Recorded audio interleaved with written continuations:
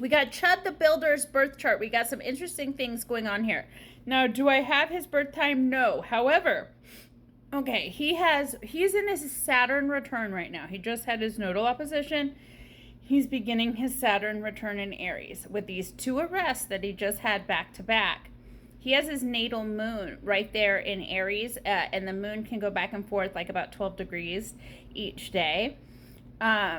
So I lined up the moon with Saturn because the fact that he got arrested these 2 times close together suggests he's got a personal placement, like conjunct that Saturn. And that puts his ascendant in Scorpio, and all these houses make so much sense. So I'm pretty sure he is in fact a Scorpio rising, but the ascendant could be a different degree because the moon doesn't move as fast as the ascendant in midheaven. But one thing I want to look at here, we have the Venus Neptune opposition. Okay, now Venus is your values. Okay, it's what you believe in, and Neptune is like deception. You could get a little delusional, right?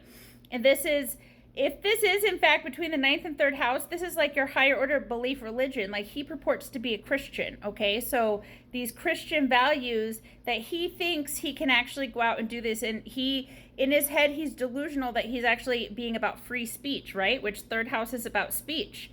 He thinks like that's what he's doing, but the law does not match. Capricorn rules, the law does not match these delusional beliefs that he has. So his Saturn return over here, 6th house again, that's courts and law. So I do think this is the right house for him. Opposite his 12th house of self-undoing, right? He has the Chiron opposition right now. Chiron's about to go into Taurus. So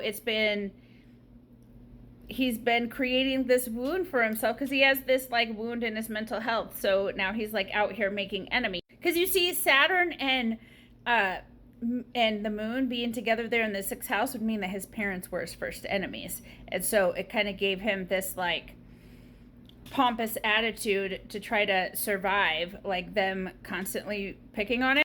But now we're going to have Jupiter and the South Node going into the 10th house. You're going to have to release that like pompous nature, and Pluto and the North Node coming together at Aquarius. Like, you're going to have a new unexpected home, and Aquarius going some new unexpected roommate. A lot of people think this is a Mercury cazimi, but it's not. A cazimi has to be less than 1/4 of a degree apart, okay? This is Mercury under the beams. So the sun is burning the Mercury. Like, his higher order thinking, he doesn't think so much. His ego is above his thoughts. And it's going to catch up to him. Karma.